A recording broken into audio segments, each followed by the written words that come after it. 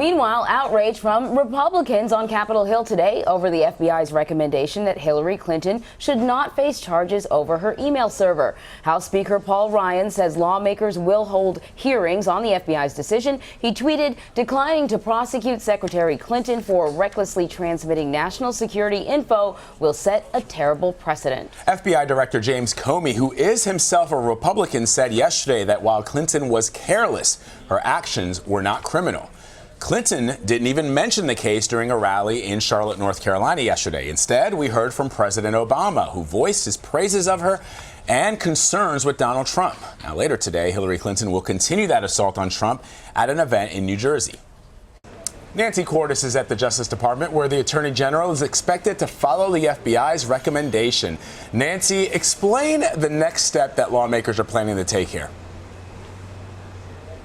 Well, the House Speaker, Paul Ryan, said last night that there will be hearings on this decision by the FBI. He says that they'll be overseen by the House Government Oversight Committee. He wants the FBI director himself, James Comey, to testify and explain why he decided not to recommend charges against Hillary Clinton, even though he acknowledged that it looked as though she had broken at least one statute governing the handling of classified information. Beyond that, the House Speaker said he's calling on the Director of National Intelligence to revoke Clinton's ability to view classified information. So Republicans are furious, and they are not going to let this die.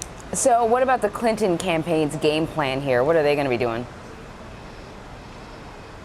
Well, they're going to try to say as little about it as possible. They put out a 3-sentence statement yesterday saying that they were pleased by the decision, that Hillary Clinton acknowledged that it was a mistake to use a private email system and she wouldn't do it again. She didn't mention it on the campaign trail. Neither did President Obama. I doubt she'll mention it today as well, although at some point in an interview, I'm sure it will be the first subject that comes up.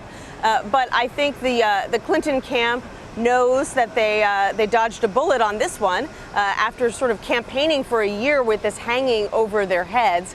And so they're just going to try to go forward and and if this becomes a political issue on the Hill, I don't think that is going to be surprising to anyone in an election year. Nancy, as you pointed out, Hillary Clinton was on the campaign trail yesterday with President Obama. But with this email investigation overshadowing her campaigning, well, I mean, she was playing to a friendly crowd yesterday, but will it have any impact going forward?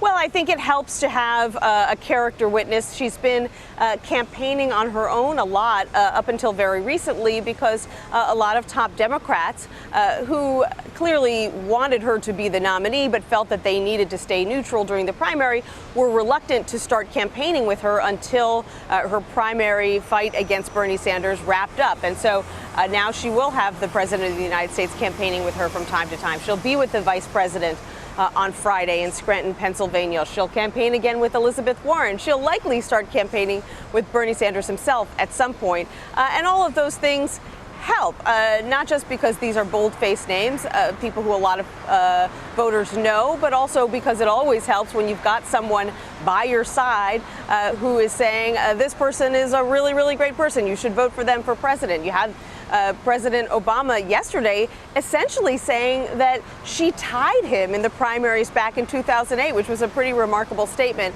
and arguing that she is the most prepared person in history to be president of the United States. Again, a pretty remarkable assertion when he himself ran for president 8 years ago. For sure. And Nancy Cordes reporting for us today. Nancy, thank you. You got it.